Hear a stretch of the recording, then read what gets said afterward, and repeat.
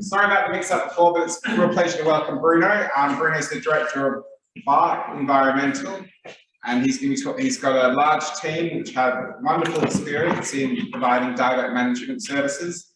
Over 70 years worth of experience in his group. And today Bruno is going to be talking about why behaviour change is needed in Dieback management. Again, I think it's a really important topic that is very important. And please, if during questions or at any point people have trouble hearing, please just shout out so we can make sure everyone is involved in the discussion. Thank you very much. Good morning, and thank you all for making time to come here to understand more about the devastating plant disease that causes this. Some of you might know this species is Banksia grandis. It's a very significant species here in the southwest region of Western Australia. Thanks to Mark for bringing it up earlier. What I'm going to do today is explain, this is a perfect segue to the previous presentation that we had. We actually have the magic number which we've been looking for to see how many people actually utilise boot stations. We've done a small study and we're starting to get closer to what that number actually is. And I'll explain that to you guys. Firstly, I want to just describe three things I'll be going through. The first one is Australia's State of the Environment report, which came out recently. Why is behaviour change needed? And the third thing I want to do is explain a baseline study where we actually went out and applied some behaviour change strategies to see how do people actually use our boot cleaning stations using a surveillance technique. So first, I just want to kick it off by showing you a short video about Australia's environment and where we're at today. Do you click that or? Yeah. I might press control.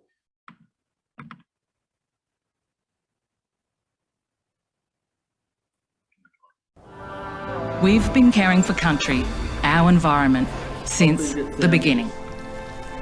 In return, country takes care of us. But a lot has changed, and our environment is under stress. Well, that's true. In a rapidly changing world, our country needs healing. We've been caring for country, our environment, since the beginning. In return, country takes care of us. But a lot has changed, and our environment is under stress. In a rapidly changing world, our country needs healing. The State of the Environment brings together scientific, traditional, and local knowledge. We can turn things around by working together and learning from each other. Walking together, we can heal country for our future. This is the State of the Environment. I encourage all of you to go online and find this video, look at it. It's a little bit better with sound, and have a look at this report. And what I'm going to point out of that report, or within that report document, it actually mentions Phytophthora cinnamomyi, an invasive species. And here's a graph of that. So we can see the red line is showing what this is saying is that one of our key environmental pieces of legislation is the EPBC Act for Australia. In that document, it identifies the most significant species or threatened taxa. We're talking about flora and fauna in the country, and it's identified there that out of invasive species, the ones that introduced this country, Phytophthora is ranked second across Australia to rabbits. So it's a significant issue here. But we're very fortunate, particularly in Western Australia, to have over 50 years of research on Phytophthora management, plus a whole suite of tools to access and use to manage this aspect. Back in 2019, thanks to Giles Hardy, I was able to go over to Tasmania to the Ecological Society of Australia conference. At that conference, we got together with ecologists from all over Australia, united, and one of the things we actually looked at was what tools we have and the positives and negatives associated with applying different tools, and that's what this slide is about. The other thing that we actually realised, and this has been done firstly in the agricultural biosecurity sector, is that working together and collaborating is the most effective way and sustainable way to manage biosecurity or environmental biosecurity. And that's the little box you can see at the top of that slide.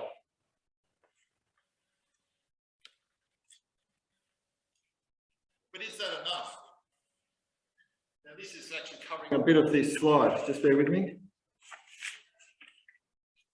Why do we need behaviour change? Because despite all the wonderful tools we have access to, unless people are actually adopting them and they're effective, as we just heard in a previous presentation, we don't really know if they're working. And are they making a difference out in the bush and forests and heathlands that are vulnerable to this disease? Are they really making a difference? So I can assure you today, there's no one in the room will probably disagree with this, that we've had recent rainfall, we've got climate change pressures as well on the environment, massive clearing, extinction rates are increasing exponentially, and all these pressures are added on top of Phytophthora dieback.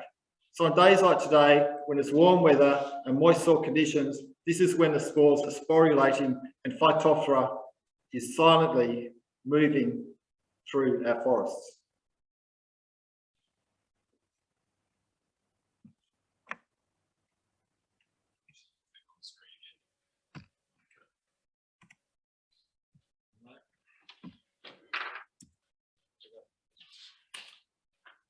So this brings me as to how do we get people to fulfill their environmental biosecurity obligations and know they're being effective? And this is where behaviour change comes in.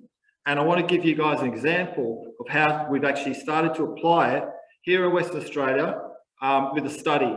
And what we did, behaviour change, one of the approaches developed by Professor Don Hine and Lynette McLeod in the University of New England, is to actually focus on the human behaviour. These 4 steps you can see the yellow at the top.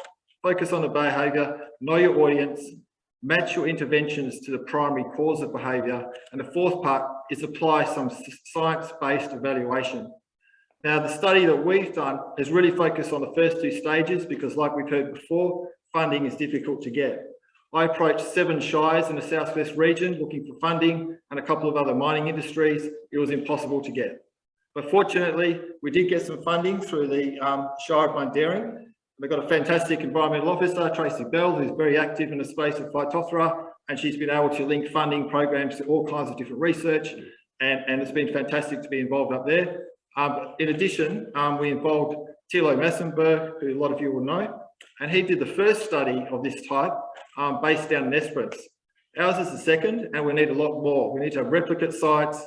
We need to do it in different vegetation types and different demographics. We need to look at the people, actually, the groups who are using this when you compare regionally based people which travel a long way to go to a location with a good intention quite often, compared to an urban environment where we get all kinds of users packed in. And I've previously been a ranger for a short time, and the vandalism in urban environments is far greater than sometimes you see in the regions. Not to say it doesn't occur in the regions. So looking at these aspects, I just want to walk you through a very brief snapshot of this investigation that we did. Firstly, we had to identify the location where to undertake the study, and that's actually quite easy in the southwest region. We've got a biodiversity hotspot here. All the parameters were suitable to find some vegetation which was susceptible, and also a popular area for walking. As COVID's come in, the people using our bushland has also increased massively for exercise, etc. And that was very, very noticeable in the first 3 months after COVID lockdowns opened up again. When we were out doing surveys and bushland walking miles, we just saw so many more people utilising those tracks, just to make an observation. We didn't do a count, but it was quite clear that people are now recreating more locally because of risks when they travel. So what we did, this is the location we looked at. Clearly, the southwest region is a biodiversity hotspot. All we need to do is to plot the threatened flora taxa in the region, and you can see the high numbers concentrated in the southwest corner here. So somewhere like Mundaring and Perth Hills was a very good location. We thought, just try this out. So yeah, one of our staff installed a boot cleaner there, and what we did is we retrofitted a box to it and installed a surveillance camera inside. It was fitted just to knee height, and that way we could actually gauge people without having to go through all the protocols of filming people, because the moment you actually film someone's face, you have to put a sign up now to warn them there's vision in the area, etc. So we kind of short-circuited and we avoided that, which really worked well.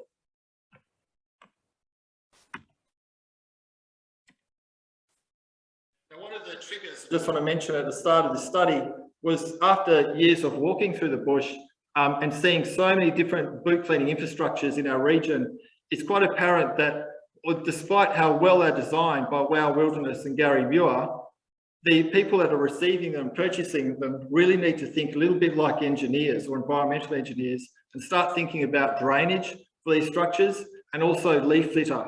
There's no good putting something underneath a tree.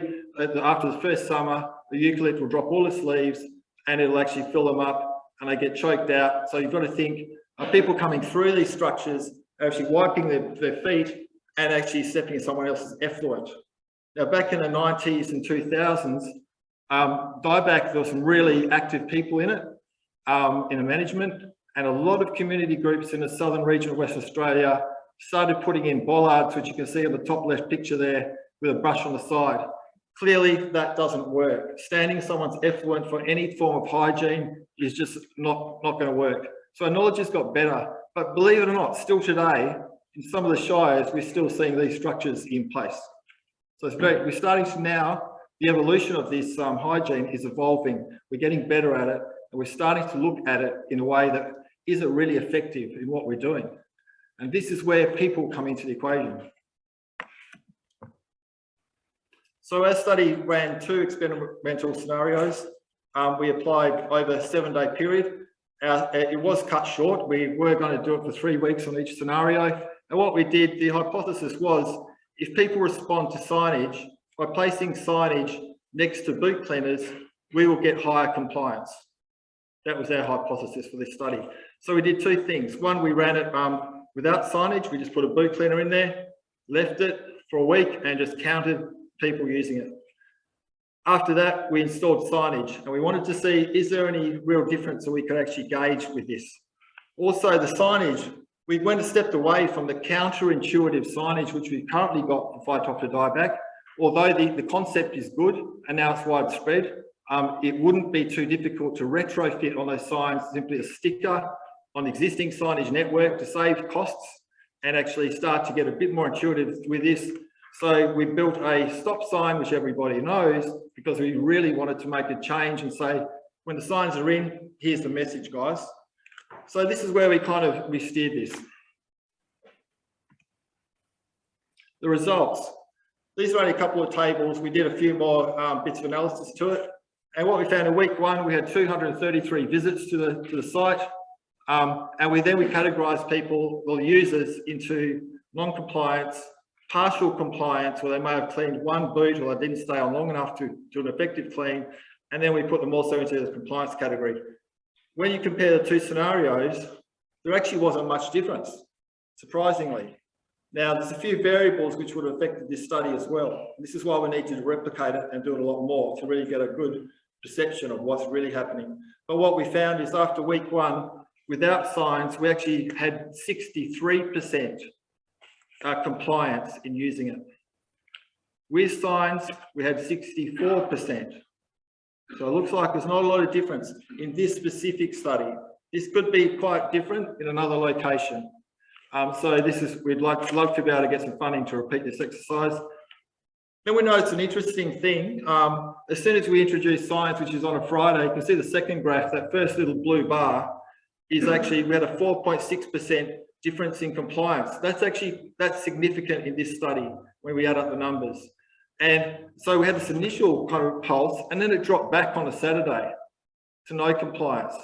Now, what that indicates is we actually, that weekend, we monitored rainfall during this period. It was probably very, very heavy rain in that weekend. In fact, it was quite dangerous in the bush. There was 65 knot winds that particular weekend. So there might have only been 1 or 2 users walk past. Hence, the graph took a bit of a dip in that location. So to move on. So photo evidence is used a lot in agricultural biosecurity. It's been used for many, many years. Think about the airports that you go to and how much over the last 5 years our governments have increased video surveillance at airports to accommodate all these different things coming in. These are some of the images that we captured. We captured over 1,000 images. We set up the camera, so I took a burst of photos within 3 seconds. and then we monitored it from there. And you can see this group, different people. Hopefully that's clear to you guys at the back. We had a lot of dog users come through. We had people rushing past. We even got a fox there at night time, and a few other fauna which aren't shown here. And even one dog user actually held their dog's paw and tried to clean the dog's paw.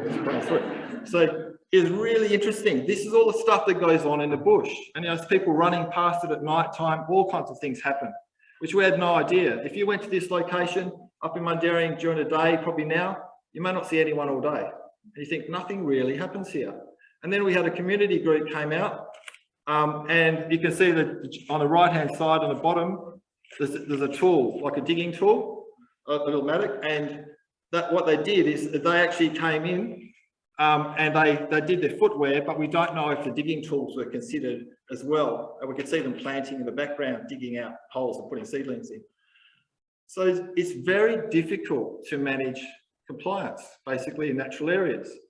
So one of the key things is to look into behaviour change and take it away from a reactive approach to just putting in infrastructure and hoping everyone's going to do the right thing. It's not enough. We need to start getting into psychology, bringing that discipline into the environmental world, and we can actually start to really design our structures, our signage, make it intuitive to people so it becomes easier. The easier something is, the more likely we will get compliance and a good outcome for the bush. Healthy country equals healthy people. Now, quite often, you'll hear in presentations, people talk about the economic impact. They talk about the financial impact. But we need to remember, when we talk about ecosystems, people, us as individuals, are part of the ecosystem. We're connected. And I've been very, very fortunate in my career to spend so much time with nature in the bush that you feel quite connected to it. It's very grounding when you do that connection. And if we can extend that to the broader community outside of this room, I'm sure you're all bush lovers, this is why you're here. But if we can extend that wider, we're likely to get more traction and positive behaviour and concern about when people enjoy the activity of nature and that experience, that they actually think about protecting the locality rather than using it as a tool. So people are very, very central part who can influence nature. Big connection, and that's important as part of the behaviour change considerations. So if we work together, I think we'll have a far better chance in sustaining biosecurity. As some of us get older and we move out of the industry, we need to share that knowledge and stories for these areas. So then the next generation can actually keep applying it, and our bush will continue to be in a healthy condition. Thank you.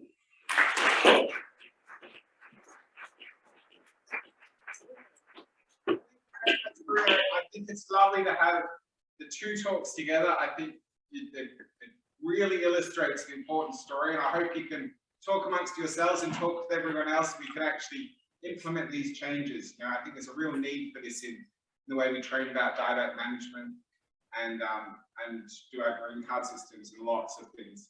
Thank you, Bruno. Please, questions from the audience. Are track closures at all an option over here? Do they use? I think that in terms of the track infrastructure you would have, yep. One, there wouldn't be a lot of boardwalks. It would be just a lot of on aggregate or on soil kind of tracks. Would be mind blowing. I think to hear how much track network there will be, but is track closures an option? They are in some areas. They do close them off. There are permit systems in WA managed by the Department of Biodiversity, Conservation Attractions, where you need a scientific permit sometimes to go into particular areas like Stirling Ranges, for example. Quite often the closures come after the event. Yeah. That's the trouble. So phytophthora is already in there and they just want to limit it or they'll control it. But they are, and it's very expensive to control track closures because of the infrastructure constantly gets damaged. So you've got a bit of a repeat exercise quite often. Yeah. Can I ask a question to both of you? I think what we really need is something like the ambassador program that you've got, to guard the tracks. Any comments on having community groups, people, Indigenous people out there monitoring these tracks, enforcing compliance? I think there's a ranger program in WA, which is fantastic, and with Indigenous rangers, and I think it's really good. The trouble, what we notice is that on weekends, our forests become playgrounds. And during the week, it's generally quite good. But when we all go home from work on a Friday and the bush is left there, that's when all the damage occurs.